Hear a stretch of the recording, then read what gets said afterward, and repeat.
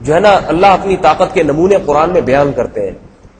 فرمایا کہ وَثَمُودَ الَّذِينَ جَابُوا الصَّخْرَ بِالْوَادِ، ایسی ایسی طاقتور قومیں جنہوں نے زمین کے جو پہاڑ تھے ان کی چٹانوں کو تراش کے محلات بنا لیے. اللہ فرماتے هَلْ تَرَى لَهُم مِّن بَاقِيَةٍ، ان کو جب خدا نے اکھاڑا ہے، پٹخا ہے، کوئی ایک بھی ان میں تمہیں زندہ باقی نظر آتا ہے؟ اس کائنات کی وسعتوں کو اگر دیکھ لیا جائے، دیکھو آج ہم سائنسدانوں کی طاقت پہ فخر کرتے ہیں، یہ بنا دیا، میزائل بنا دیا، جہاز بنا دیا، اور اتنے طاقتور جو ہے نا جہاز بنائے، بارود بھر دیے اس میں. سورج اللہ نے اتنا بڑا مرکز بنایا ہے. سورج ایک سیکنڈ میں جو توانائی خارج کرتا ہے نا، ایک سیکنڈ میں ایندھن جو خارج کرتا ہے ایک سیکنڈ میں، اس سے ہزاروں راکٹ خلا میں بھیجے جا سکتے ہیں، ہزاروں راکٹ.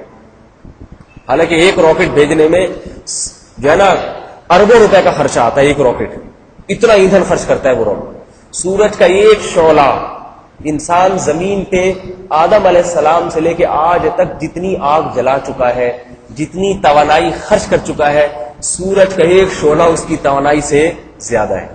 اتنا ایندھن اس سورج میں اللہ نے بھرا ہوا ہے.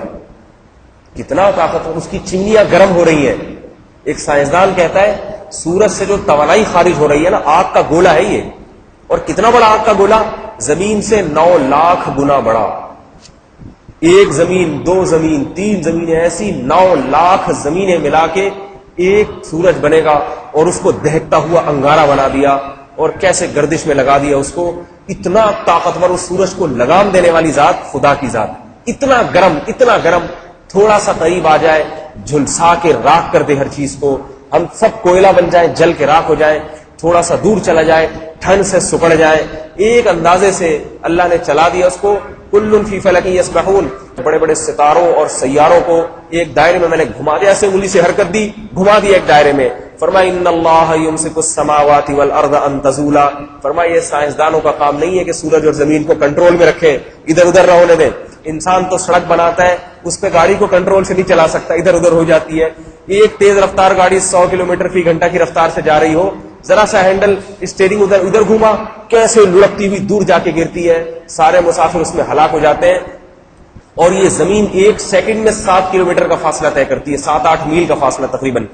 ایک سیکنڈ میں، 1 منٹ کی بات نہیں کر رہا، ایک سیکنڈ میں زمین 7 سے 8 میل کا فاصلہ، میل کلومیٹر سے بھی زیادہ ہوتا ہے.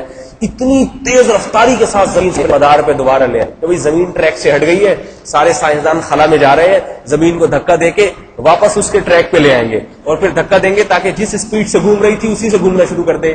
چیونٹیوں کھٹملوں کی طرح انسان اس زمین پہ، کیڑے مکوڑوں کی طرح.